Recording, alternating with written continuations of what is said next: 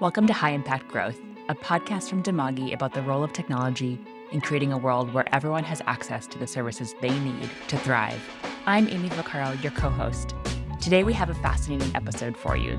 This is part 2 in our series about Dimagi's 20th anniversary, where we're looking back at milestone moments from Dimagi's history and trying to extrapolate the learnings from them for you, our audience. So in the last episode, you heard about the origin story of ComCare, and today you're going to hear about a transformational investment that Dimagi received from the Bill and Melinda Gates Foundation. Today's episode is the first time that we've brought in someone from outside of Dimagi. So today, Jonathan Jackson and I are joined by Tim Wood, who is currently a senior advisor at the Co-Develop Fund. Tim is an influential pioneer in digital health. He was the senior program officer at the Gates Foundation who led the investment in Dimagi. But his story is more than that. Today, you'll hear how he decided to change careers from working at Microsoft to joining the Grameen Foundation and eventually the Gates Foundation. For context, for anyone new to global health and development, the Bill and Melinda Gates Foundation is an incredibly influential and important funder in the space. They were founded in 2000 by Bill and Melinda Gates, and they are the second largest charitable foundation in the world with nearly 50 billion in assets, according to Wikipedia. They're focused on improving health and reducing poverty. Another organization we talk about a lot today is the Grameen Foundation, which is a well-known nonprofit founded in 1997 with funding from Muhammad Yunus to expand the microfinance model started by the Grameen Bank. Its goal is to enable the poor to create a world without poverty. The investment we speak about today happened in 2014 and also 2016 in two parts, but the story really starts back in 2011 when Tim was working with Grameen and teamed up with Dimagi on a project. Through the course of today's conversation, you're going to hear how that investment happened, advice for other social entrepreneurs that may be looking for funding, and both Tim and John's perspectives on the challenges and opportunities for technology in global development. Enjoy. But Tim Wood, thank you so much for joining us and welcome to the High Impact Growth Podcast. I'm here with Jonathan Jackson as well. Today, what we wanted to talk about was a really key moment that, Tim, you were at the lead of, which was when the Bill and Melinda Gates Foundation decided to invest in Dimagi. So excited to hear that story in full from both you and John. Before we do that, Tim, I wanted to just hear a little bit about your story as an individual. Introduce yourself and share a little bit about what has driven you and guided your career to this day. Great. Thanks, Amy. It's really fun to be able to retrospectively look back at Dimagi's history. And I think part of that is also sort of the history of investment in digital health for developing countries. So this should be really fun. But as for my background, I started my career at Microsoft. I did product development for 12 years on an assortment of products at Microsoft for a while. And then I had the good fortune to take a sabbatical, which led to a 5-week trek through Nepal, where I found myself in need of some medical attention and realized that I was a 4-day walk from the nearest medical facility or anything that closely resembled a medical facility. And that sort of opened the eyes for me around some of the challenges around health in developing countries. And when I came back, I started to do some reading on the topic and had the fortune of that timing sort of aligning with the Bill and Melinda Gates Foundation first, getting started and really starting to formalize. And I wound up knowing someone who was working at the very nascent Gates Foundation then and said, hey, if you ever need any help, let me know. And that was around the same time they were starting to think around what their first digital health strategy would look like. So I wound up joining the Gates Foundation in around 2001 on a part-time basis to help them think through their digital health while I was still doing some work at Microsoft, and pretty quickly found that all of the stuff that I was lying in bed thinking about had nothing to do with software development for Windows users and had everything to do with thinking about how to address HIV and some of the other challenges in health systems in developing countries. So I used that as the launch pad for me to leave Microsoft and sort of fully embrace the world of developing countries plus technology. And one thing I'll add to Tim's story is the benefit that a lot of people who enter the sector later in life can bring from their private sector experience or government experience is really valuable. So I highly encourage a lot of people who are coming out of undergrad or graduate and looking to start their career in social impact, that it's awesome. But it's also incredibly important that people are entering later, bringing a lot of skills and learnings from much more traditional, sectors. Tim's been able to offer us a lot of mentorship, having been through product cycles and at one of the most successful software companies in the world. And that's equally important in some ways, bringing into our industry as we try to mature digital health.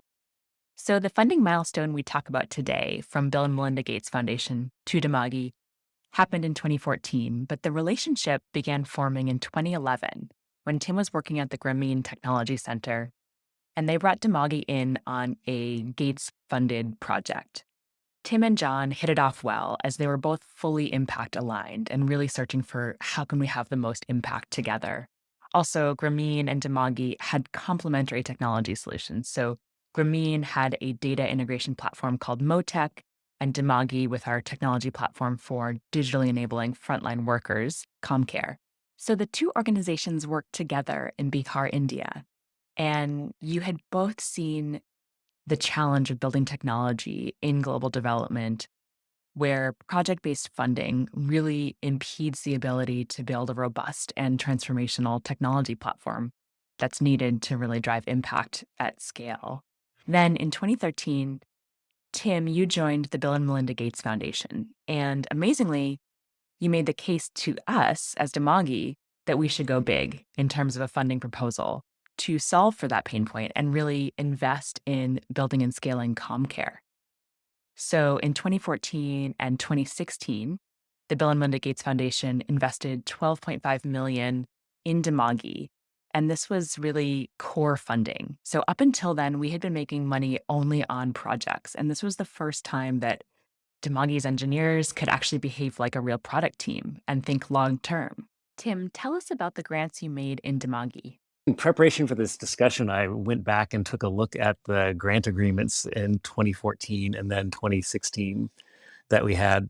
And I actually think it was the 2016 grant that was more meaningful from a grant design and probably future of Dimagi perspective. In 2016 was a much larger grant. I think it was about 7.5 million, where we really focused on how does Dimagi get to scale? How does Dimagi generate a sustainable business model? And that was a very unusual grant because it wasn't focused on a specific implementation someplace, as most technology projects in the developing space happen. It's like, oh, I want to go do this app for malaria or a maternal health funded app. It was really focused on how does the Comcare platform get stronger and bigger and more sustainable. And that was a new type of grant for the Gates Foundation to be making, and one that I was personally motivated to try to make happen, to stand it up as an exemplar for future types of investment that I thought would be critical in order for the digital health space to grow and evolve. As we entered that second grant, that was really us finally making the case like there's no daylight between us succeeding and our theory of change for an impact model. If you buy, the Comcare should be deployed at scale. So you can disagree that Comcare should be deployed at scale. You can disagree with our hypothesis on the model, but if you buy that argument, and we believed at the time and still do that we have a very strong evidence base showing the benefit that Comcare can have for frontline workers, that this is a bet that pays off in impact. And that was really important for us. And I think one of the big learnings I had and shared with Tim and his team was the challenges that we were starting to see through that 2014 to 2016 period around the existing project-based funding lifecycle for development projects and the sustainability of digital products and how at odds those could be. And interestingly, that 2014 to 2016 period was when we started to have some of our national scale work really pick up steam. And we were noticing those projects were becoming less and less profitable. Usually, if you're a technology provider, as the adoption of your product grows, you're really excited and it creates more profit for you. And in our sector, often depending on how these projects are structured, but if the vast majority of them, as your technology gets picked up, it actually creates a liability for the technology provider because it creates more and more usage, but not necessarily more and more revenue or profit for the organization. And that's something that even still today, I'd argue is too true of a lot of our industry. But that was something that we really highlighted in that discussion back in 2016 and 2017 was the reality that that was true about the market and what that implied for how donors needed to think about funding organizations like Dimagi and how global good platforms were going to be successful or not based on that reality in the market. John, do you think those national scale projects that happened would have happened as quickly if it were not for the core funding? Right. What was the symbiosis between the national scale programs and the core funding grants, or were they on separate trains? Did you get to a sustainability point as a function of the core funding, and the national scale stuff would have happened because that was more country specific focus, or was there some interplay between the two? Yeah, it's a great question. There's complete interplay between the two. Had we not had the core funding from the Gates Foundation, we never could have pulled off the national scale projects because we were effectively running those all at a loss. That the amount of technology demands that were needed to both build core features and the platform and custom features just for that project far exceeded the budget that those projects had. And so we were using our core funding to accelerate the development on the platform and Comcare as much as we could. But the countries and the impact we were trying to generate, we several huge projects in India at the time and several in Africa, we would not have been able to run those at a loss had we not had the core funding. And when you take a step back and think about normal technology product development, it's a given that you got to go raise venture capital, run at a huge loss as you're building the product, and then scale it up and make money, 5 years after building that. And in the development sector, you still have to run at that loss or get somebody to subsidize that loss to build it. But then once you come out the other side, you're kind of just breaking even. So you can't really pay back that huge R&D investment as you build out these products, but you can get to break even on the front side.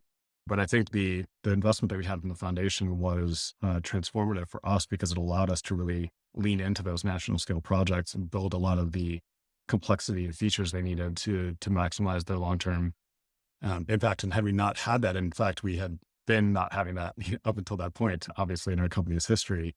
And it was very, very difficult to balance scale and sustainability of Dimagi. And that grant really allowed us to, focus really hard on scale. That period in Dimagi's history is just like, let's see if we can get to scale. Let's get these projects to scale. And that was also a function of our industry. At that time, everybody was starting to get annoyed and call it pilotitis. Jumping in here to share my own definition of pilotitis, which is a syndrome where money is being pumped into new pilots of digital health interventions instead of investing in scale. And it results in a proliferation of pilots and a dearth of long-term impact. We had these projects keep churning like, all right, well, then we're going to be the ones who get there. Let's go as hard and fast as we can to get some of these projects scaled up. Unfortunately, we did in several countries. But without that funding, I don't think we would have had nearly the chance of success as we did. So, Tim, I kind of want to go back to you. Like you were instrumental in making this case. It sounded like this was a different way of funding, right? Up until then, Gates had done maybe more project-based funds. You really made the case for let's invest in the technology that's going to enable all of this more scaled impact. How did you make that case to Gates? I was able to make that case within the Gates Foundation in part because I sat on a team that had a mandate to have an impact across multiple teams within the foundation that had health domain focus. So what typically happens is there will be an HIV-centric project or a malaria-focused project or a maternal health-focused project. And sometimes the foundation will fund digital health projects just within that domain. And there was a group that at the time was called Integrated Delivery that had the charter of looking across all the different teams to try to find investments that would sort of lift the tide for all of the boats and have an impact. And so I was able to tell the narrative of how a technology investment in a multi-purpose tool like Comcare was able to have an impact for multiple teams, and the importance of trying to get those to be things that were operating at scale where we were breaking out of either geographic specific silos of funding or health domain specific silos of funding. And there is always a objective for impact at the foundation, and to have a project where we saw a through line that would potentially end at large scale and maybe even sustainability, which is sort of the holy grail for digital health programs. That was something that was a compelling sell, but it was not an easy pitch. But there was a lot of time that I spent trying to get people to understand those dynamics. And despite the DNA of the Bill and Melinda Gates Foundation, there are not a whole lot of people inside the Bill and Melinda Gates Foundation that have a software development background. So trying to explain to them the dynamics of making the investment in a core platform that you then realize the benefits for later down the road, or the need to make that core investment without having some overt tax that you then ask each other project that's going to be using it to pay. The dynamics within the foundation are sort of a microcosm of the dynamics in the broader global health ecosystem. So, Tim, as the program officer who was investing in Dimagi, how did you think about or talk about the impact that Dimagi was having? The story that I would tell as we would do reports that would go to management and go all the way up to Bill and Melinda was talking about the scale at which ComCare was operating in specific implementations, because we were always going back to country impact. So to be able to talk about the 640,000 users in India that were using it for the CAS project, Sidebar, we'll share more about that CAS project that Tim just mentioned in a future episode. to be able to talk about the national deployment that was happening in Burkina Faso, to be able to sort of talk about the scale of the impact as well as the breadth of the impact across multiple health domains was the narrative that resonated most strongly. And then as Dimagi really started to get traction around revenue generation and a sustainable business model, that was a pretty compelling story as well, because as we were making that large platform investment, it was a clear goal of management at the Gates Foundation to see Dimagi turn the corner and operate in the black so that they weren't dependent on Gates Foundation funding indefinitely. And to actually have a story where that was happening is very unusual. And it was nice to be able to talk about the revenue numbers that Dimagi was consistently hitting that were on target and oftentimes ahead of the goals that had been set. And to be able to talk about the success both on the health impact side and the country side, as well as on the business side. And this is something that we, struggled with in terms of helping to paint that narrative, was making sure we were being clear that while both things were going really well, they were less correlated than we wanted. So I spent a lot of time trying to craft, Tim, two pages for you that I'm sure you extracted like 2 sentences from. But they were kind of trying to just explain, like, here's all our revenue that's going really well. Here's all our national scale growth that's going really well. But look at the revenue numbers related to the national scale growth projects, and they're like negative in terms of our profit margin. And then our other parts of the business were making our complete business whole, which is one of the key innovations of Dimagi and our sustainability. But given, again, this is true of the Gates Foundation, which is true of many large scale donors in our industry, it's like it is really at the end of the day about the impact you're having at a country level at scale. And those projects were not necessarily the reason why we were gaining sustainability. It was other parts of our business model. And that was somewhat difficult to paint the appropriate narrative for people who are not deep into technology or don't get the nuance of that argument. And the second that I still have never figured out a compelling way to get Tim, you or others to buy this argument, mostly because I know it's hard to be compelling on it. But the other thing that was happening at the time that I'm really proud of was, as we were learning on these national scale projects in India or Burkina, we were increasing our future rate of success and probability of success, because these projects are extremely hard. Most fail, including ours. So if what the foundation is ultimately doing is changing our prior probability of success from 10% to 30%, that has a huge extrapolated impact if we're the partner that they're working with in a given country, right? So if we, through this investment with Tim, have learned a lot about how to take things to national scale, gained a lot of experience, improved our software in such a way, when you compound that growth rate and apply it to all the national scale projects, not only that are happening today, but that are going to happen for the next 10 years, I think it's an extremely compelling bet to make. But it doesn't show up in active national scale programs today. It shows up 5 years from now. And I think that's something that Tim and I always discussed a lot in the benefit, but like, as I full well know, like, that's not necessarily the most compelling argument that we're increasing the probability of projects can be successful 5 years in the future. And we still struggle with how to make this case. And Tim, would love to hear how your thinking has evolved on that, as I know you've been thinking a lot about these infrastructure level approaches. Yeah, I do think those were some of the most interesting discussions that we had, was tracking the disconnect between the success and the number of deployments and the financial success that those projects had, and to try to disaggregate that from the financial success that Dimagi was seeing on a lot of the smaller scale components that were leading towards the sustainability. Because I think the operating assumption for so long has been, oh, you just get more users, and as soon as you get more users, that's volume is what is going to unlock the revenue potential.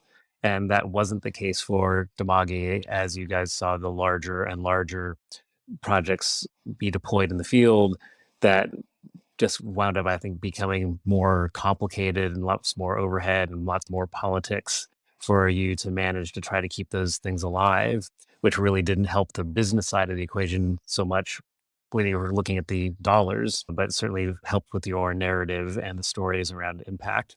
And that was a tension that I tried to also articulate within the Gates Foundation. And I'm not sure how much that has been internalized broadly within the foundation, because it's a complex topic, and it requires you to really dig into the nuances of both the challenges around the business models and digital health in general, but also the nuances of Demagi's business. So curious, I'm thinking about the audience for this podcast, and some of them are other social entrepreneurs working in digital for global development. Are there pieces of advice you would give to folks that are actually seeking funding from someone like the Gates Foundation on this type of digital health infrastructure? I think part of the challenge is finding the overlap between the priorities that exist at a private foundation like the Gates Foundation and the work that any technology entrepreneur is trying to do, and to have those align well at a specific moment in time. And so figuring out where any organization is in their current thinking is the biggest challenge and the biggest trick. If you had asked somebody within the Gates Foundation 3 years ago what their digital health priorities were, then it probably would sound slightly different than it would sound today, just because things are constantly evolving. I do think that there is more recognition now of the need to invest in what I would call digital health infrastructure. So, components that are a key part of a country's national digital health plan that could then be the foundation for services that multiple digital health tools build on top of. There have been lots of discussions and frameworks like OpenHIE that have talked about the need to have a facility registry and a client registry and a health worker registry, but we haven't seen a whole lot of investment in those tools that has successfully landed in a tool that is then used in multiple countries for multiple systems and has core support on a multi-year basis as a digital public good.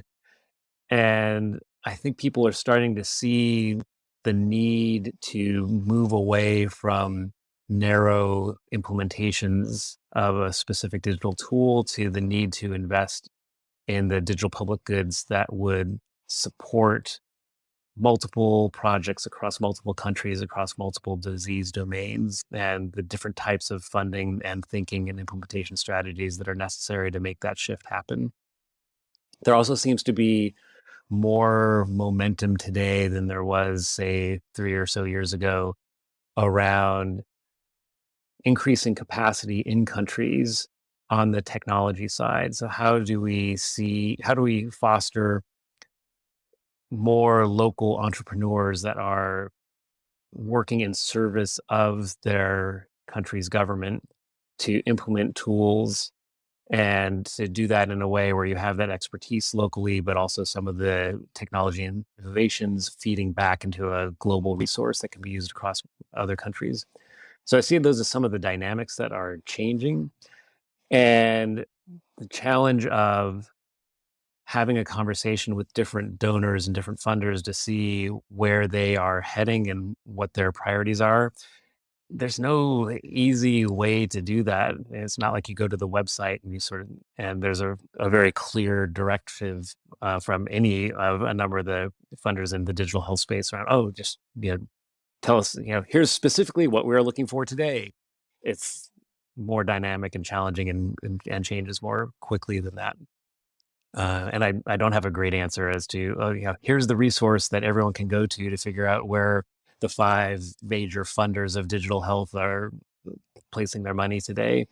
But there is a increased amount of coordination that seems to be happening amongst the digital health donors today, much more so than there was, say, pre-COVID.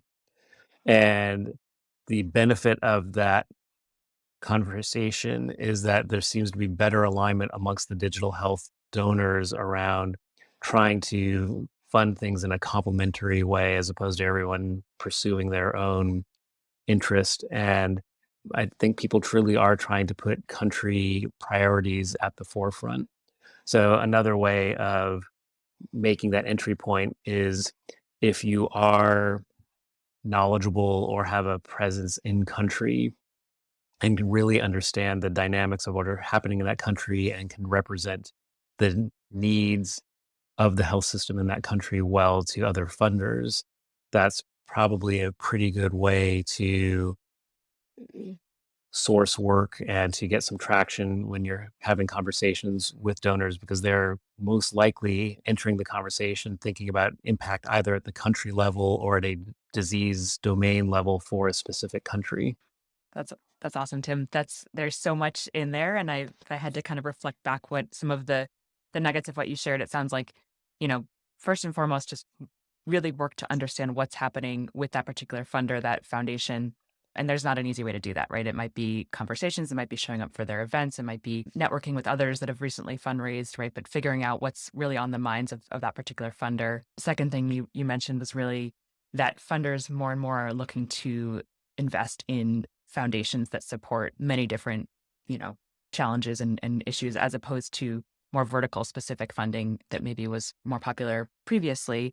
So thinking about ways that your tech can support many use cases and be more of a digital public good, as you mentioned. Third thing I heard you say was around if there's ways that your technology can reflect an investment in local capacity and folks in country developing the skill sets that are needed, and how can it help kind of build out that local ecosystem. And then I also heard you talk about collaboration and really being able to kind of build on what's happening across the space. And I love that, John and I just recorded an episode recently about out collaborating versus out competing, and really the need to pay attention to what's happening across players and make sure what you're doing adds to that and brings things forward. And then lastly, just the local insight being really essential. So if you're a funder with specific intel and specific understanding of what's happening in country, really bringing that to the fore when you're approaching a funder.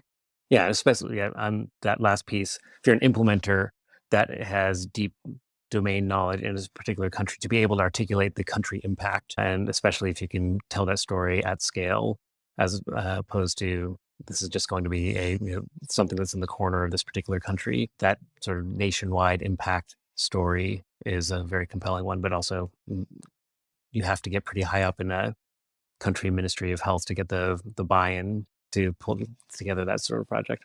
Yeah, I think it might sound a bit like a catch-22 if you're listening to this in terms of like, well, the way to get funding is to already be at national scale or already have a clear path to national scale. And it's not saying that that is the only way, but if you're talking to some of the very large foundations, right, you just have to take into account what they are focused on and their strategies, which means not to, not talk to the Gates Foundation if you're at a smaller scale, but you're probably going to go into a partnership with one of their existing grantees, or you're probably going to need to prove yourself in a smaller pilot and bring some of that data into the discussion. Which is exactly how Dimagi was able to start building that relationship with the Gates Foundation through that partnership with the Grameen Foundation that we heard about earlier. And when you're having these discussions with donors, whether it's the Gates Foundation or other, being very clear about what part of the problem you think you can solve, what part of the problem more funding can help you solve more quickly, and then where you need to partner. Because I think a lot of people come in as like the be-all end-all solution for their problem space, and that's almost never the case, ourselves included. So we always tried to be very clear with Tim and with others, like this is the part of the problem we think we can solve and then do really well. And then these are some of the other areas that we need to partner on or that could come along and make, 2x, 3x the impact. And that narrative of how you're going to collaborate, how you're going to develop this, and also how it's going to be sustained, I found is really critical when you're talking with foundations as big as Bill Melinda Gates Foundation. I think that's a really important piece. There's been enough investment in digital health over the course of the last decade that the odds are pretty good that someone has already played in the space that you are innovating in. And to be able to articulate how your technology or your project is going to build upon the work that others have already done, or how you're going to work with others to bring a more robust solution to the market is really important. And one thing that just reminded me of this, a little bit of an offshoot, Amy, but the discussion we had around collaboration previously and what Tim was mentioning on how the foundation was structured to make this investment into Dimagi. This is currently something I think is a huge challenge for digital health providers going forward, which is who has that cross-cutting mandate within a Ministry of Health or within a whole of government approach that can leverage what we call horizontal technologies for multiple use cases. And we got very lucky that at the time that we were trying to make that argument to the foundation, there was a team within the foundation specifically with that mandate. But the other thing that we have to be cognizant of as people trying to advocate for digital health and our specific products is, does the structure in the country you're wanting to go support reflect a dynamic that can leverage the technology in the way you're claiming it could be leveraged? And what I mean by that is take a technology that we don't offer ourselves, like digital identity. It's hard to horizontally roll out digital identity across a whole of government approach, extremely hard. And the ones that have been successful at the government level have set up teams dedicated to just accomplish that goal. I think often we're a little bit naive on the digital health side, walking in and saying, oh yeah, we've got this great horizontal technology, but there's no government team that's in a position to scale it horizontally. And I think we're increasingly trying to support local partners, local entrepreneurs to provide a vehicle that could be that horizontal capacity. But I've had a lot of conversations where, Tim has rightfully pointed out, like, but nobody can, I like what you're saying, but nobody on the other side of this equation can do what you're advocating for. Like, who's going to use CommCare for 20 different use cases inside the ministry? And so thinking through not only your software technology as a digital health provider, but also does the on the ground reality reflect a org structure or human capital capacity to leverage your technology in the way you're claiming it could be leveraged, not just hypothetically, but practically? Yeah, no, that's such a good point, John. And just really, just because you have the vision of what is possible, there actually has to be someone within the organization that you're approaching that actually aligns with your vision and has a wide enough mandate to make that happen. Because it sounds like Tim was in a really great position when we, were working with him, right? And that he was looking across use cases. So I'm excited to have both Tim and John here. You two are both, I would consider, visionaries in this field of, how do we take the beautiful thing that is technology and use it to increase equity and access to essential services for people around the world. I'm curious to hear from each of you a little bit of what's going on in the industry right now. What's concerning to you when it comes to progress that's happening or not happening around specifically reaching the Sustainable Development Goals? One of the things that's most concerning to me currently in the market is I don't think we're getting smarter about what success looks like for digital health projects. And what I mean by that is digital health is supposed to amplify some other thing. It's not the goal is not stand up CommCare or stand up DHIS2 or stand up the technology. The goal is use that technology to create a solution and use that solution to improve outcomes. And my biggest concern right now is I don't think we're getting smarter about how to measure what it looks like to build a successful solution. And even more, we're not close to measuring, did that solution create the intended outcome? And the reason why this is so concerning to me is these projects are not free to maintain. They have ongoing recurring costs, whether that's software costs or human personnel costs or servers, replacing phones, airtime. And ministries need to decide whether the ongoing costs are worth the return they're getting out of that solution. And that's one of the biggest concerns I have is over the last 10 years, I think we've vastly matured software products. We've vastly matured business models at the social entrepreneurs, but I don't know that we've gotten notably better in making it easier for governments to have a decision of, okay, I'm spending $250,000 a year on my CommCare solution. Should I keep it or not? And under what conditions is it worth it? And that I think drives a really difficult inefficiency in the market because there's no common way to compare what's going on. Like, is the solution that Ghana built better or worse than the solution that Nigeria built or Cote d'Ivoire? And how are we all collectively getting smarter? Because to your question with SDGs, Amy, SDGs are the Sustainable Development Goals. I think we need to see, 5x better return on our spend over time to really have digital unlock the potential it could. And I look at the market and I don't see the market mechanism maturing in such a way that's driving more and more value. Those are great observations, John. I think the piece that I struggle with the most is on the governance side at the country level. I think that there's a natural ceiling we are going to hit on implementation of all digital programs, whether or not it's digital health or identity or payments, without country leadership that understands both the nuances of the specific implementation, but also the high level goals and objectives for that, and is willing to put some political muscle behind making sure that those projects get implemented and are going to happen. And that political capital is something that's comes with some risk because people are putting themselves out there and saying, yes, this is something that I believe in. This is something that my country needs. And we don't have a whole lot of evidence at the moment that we can use to substantiate the case for making that risky investment.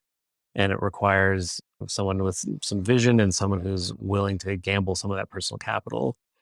And without the high level governance, I don't think we are going to see the investment or the evolution of systems at the country level that really realize the potential that digital innovations could bring. These are both really interesting observations, and I'm curious to probe a bit on each of them. So, John, what does it look like ideally if things are working in the way that it should work? Right? It's clearly not working, and that we're not able to invest where there's more impact. What would you like to see there? So I think this is obviously a complex area because traditionally you haven't seen a lot of software or technology firms sell based on outcomes their software creates. They sell based on seats you're using for their software or compute or consumption and those types of metrics. So it's not that common in the software industry that you're structuring contracts or procurement based around outcomes. So I'm not advocating that we necessarily reshape how software is purchased or procured. But I do think, exactly as Tim mentioned, at the governance level, like what is the country getting for the investment that is going into the technology and the solution and the implementation of that solution? And so I think one area that could help is when we're talking about the use cases that are being fulfilled by a technology product and the impact it's having in country is like, what are common ways one can measure that? So we equip frontline workers. Could there be a common set of dimensions that you measure success of community health information systems? Or Tim mentioned facility registries. What is supposed to be the benefit of a facility registry? Can we get a common language to talk about that and then have kind of an understanding of, did one country's implementation of a technology end up better or worse than a peer group? Because I think, as Tim mentioned, there's a lot of risk and political capital that needs to be spent by bureaucrats and politicians today to do some of these programs. But if we had common ways to measure success, that might align all stakeholders in the implementation and support of that country mission, but also the comparison of whether 200K in country A was better or worse than 400K in country B. And now we can start to learn, okay, why did one country have a better effectiveness or better value?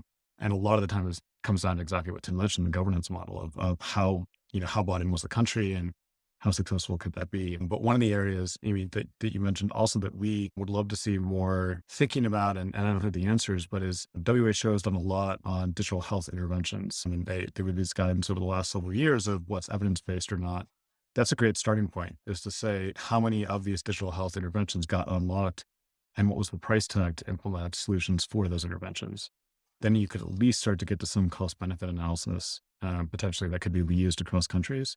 And I think that's an area that would help at least the digital vendors like Dimagi have a common framework to talk to funders and governments about, to say, look, I really believe it's worth the cost benefit here, but the cost is not zero, right? And I think that's one of the things that's a real struggle in our advocacy effort, is to make sure people understand that. Obviously, everybody understands there's a cost to stand up the software initially, but there's an ongoing cost to keep generating that impact and value over time that I think is critical to some of the challenges I was talking about in the market dynamics. We are not incentivized to create the second, third, fourth use case with the government right now. We're incentivized to go find the next pilot or the next country to build up in. And I think that's really got to change to unlock the value, because it's so much cheaper to build the second, third, fourth use case when you're already scaled than it is to go start a whole new project. And as we operate in this gray area where the measurement and impact components are harder to see, and people are less willing to make the big leap to fully invest in technology, despite the fact that they have this vision for the impact that technology could have. I worry about the tax that the users end up paying, who are on the front lines of implementing these programs, and specifically the frontline health workers who are being asked to simultaneously adopt a brand new digital tool while continuing to maintain the paper records that they've been working in to date. And it's really hard to say to a health system, hey, you know what? We're just going to jettison paper. Trust us, digital's going to be fine. And that's a really, really scary bet. But unless you make that leap, you probably don't get to the point where you're really tackling all of the issues that you need to tackle for a successful digital investment. And you are saddling the people who are already incredibly overworked with this burden of trying to bring the technology up to a point where it's actually adding value. And that seems like a really challenging conundrum. What Tim mentioned around this paperless question is something I've been really talking about a lot internally at Dimagi, because this is like such an obvious point that I think a lot of people have wishful thinking on. Like, if you don't have a knowledge of how and when you could convince the government to go fully digital, and you're a system that is kind of premised on going fully digital and getting rid of paper, you're kidding yourself that you have a path to sustainability or a viable scale-up model. Like, you are just making those users' jobs worse, unless you think you're going to get there. And I think we don't, as an industry, make it easy on the digital vendors, because they're much more incentivized to say, oh yeah, in 2 years, I'll figure that out. Let's get started so I can get some traction. And that may have been fine 10 years ago when we were still trying to prove that the software could have the impact it has. But like, I think now that's not really a responsible approach, because we know the technology could work. The question is it going to work in this way in this particular country? And going paperless is critical for some of the solutions that we have that are medical record systems in facilities, that are register-based solutions, that are community health-based solutions. And just that point, that's very obvious. Like, you have to have a path to going paperless. I think a ton of the projects, even the ones that we start, don't have that path up front, and don't really invest the time and energy over the course of the project to say, okay, under what conditions would you be willing to go paperless? What do you need to see from me? What do the users need to say about whether they like the software? Like, how do we get there? And having the ability to discuss that as an outcome metric of success for the project is exactly what I was talking about. Like, do you have a shared decision-making framework on when you would be willing to consider going paperless? And if you can't get there, your solution is just adding burden to, in other words, workforce system. What are the things that you're most excited about? Like, where do you see the most promise going forward in terms of really using technology to create the progress that we need to see? I'm pretty excited at the moment about the decrease in fragmentation on the donor side, where donors are starting to recognize that playing by themselves isn't the path to the type of success that they envision. And that in order for us to see the impact that we want to have at the country level, donors need to act in a more concerted way. And there are no shortage of headwinds and incentives that make this challenging at some point in time. So it's by far and away not a perfect universe, but I think the amount of co-investment that is starting to happen by donors with a specific eye towards country impact is encouraging, and is starting to impact the way that countries are thinking about envisioning their digital future, be it for investment in identity systems or health systems. In some ways, COVID has been a nice way to shine a light on the weaknesses of the health system and the potential that you have when you have digital elements that allow you to more quickly identify people who need to be vaccinated, or provides vaccine certificates to those that want to travel.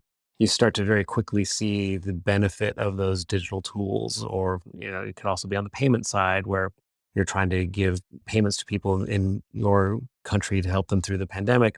And it's much simpler when you have a national ID, for example, to make those payments happen.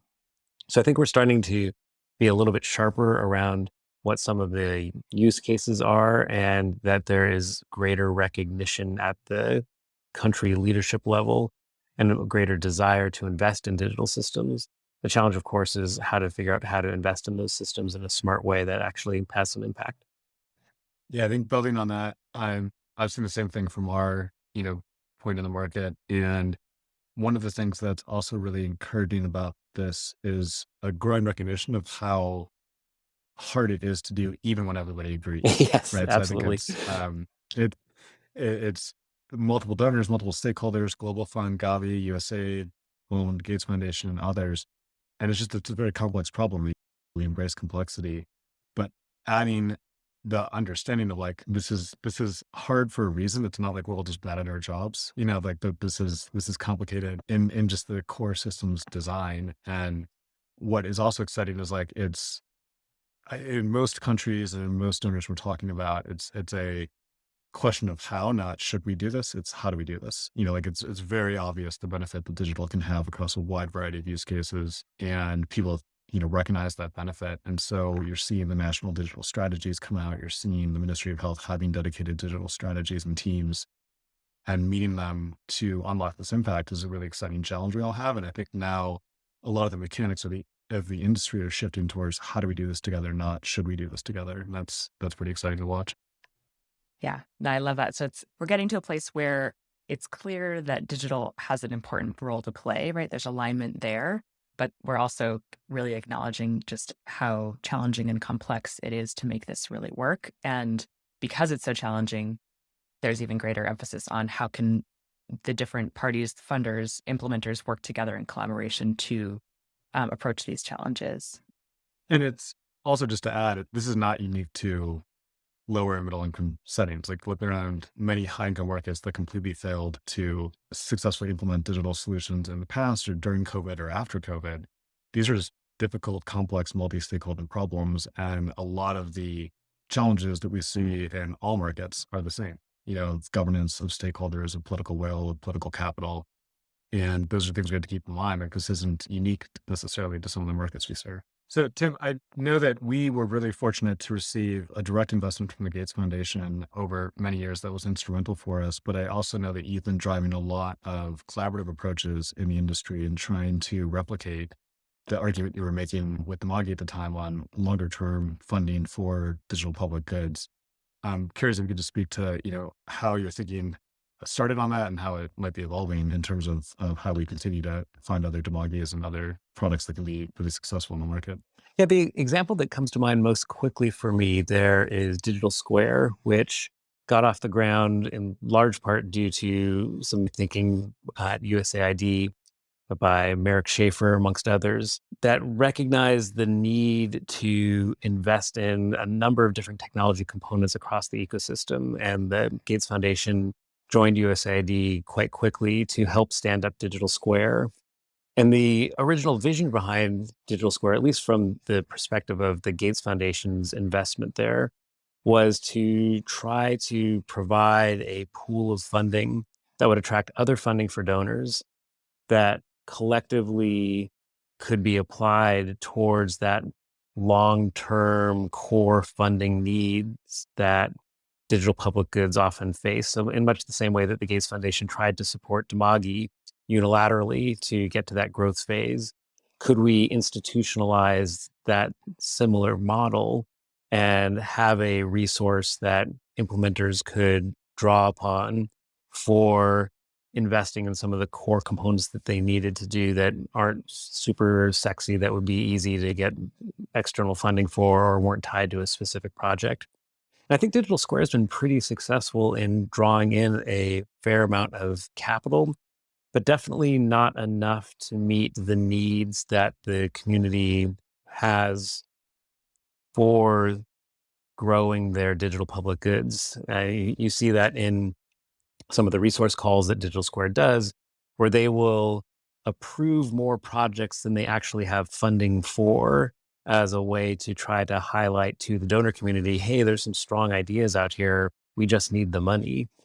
And that's been nice to be able to highlight where the needs are and the good work that a lot of people are doing, but it still requires donors to step up and provide flexible funding to organizations like Digital Square to go and fund the digital public goods that we envision countries will be building their health systems and the rest of their digital public infrastructure on.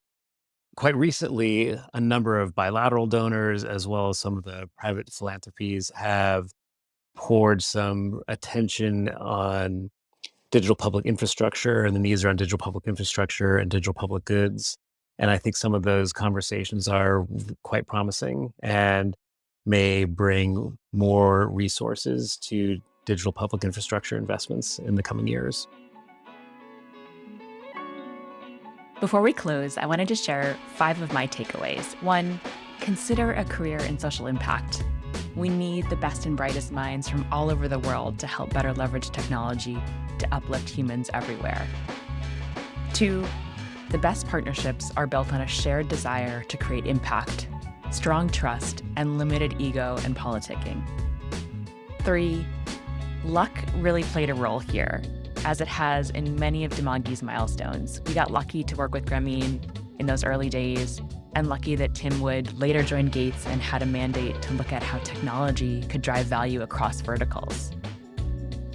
4, there really is no playbook for getting funding from a Gates Foundation or similar funder, but Tim and John had some really great tips for getting your digital venture funded. It's worth re-listening, but I'll share high level what I heard. You need to align with the funder's priorities, look at how your technology can increase local capacity, build on what's happening across the space, leverage knowledge of or impact in a specific country or region, be really clear and honest about what problem you can solve and which ones you don't, and align your solution to the actual reality and capacity of the country you're looking to impact. 5th and finally, what I take away from Tim and John's thoughts on the industry at large is that we're at an exciting moment in time for digital in development. Governments and NGOs are aligned that there is benefit to digitizing workflows and moving from paper-based systems to smarter digital ones. And we're starting to see funders and implementers collaborating more closely to solve complex health and development challenges. But we still have a ways to go to fully understand and quantify the value of digital interventions. And we need to see country-level vision, governance, and risk-taking to realize the potential of digital transformation at the country level. That's it. Please follow, rate, review, and share this podcast. And if you've got ideas, feedback, comments, please write to us at podcast@dimagi.com. Thanks so much.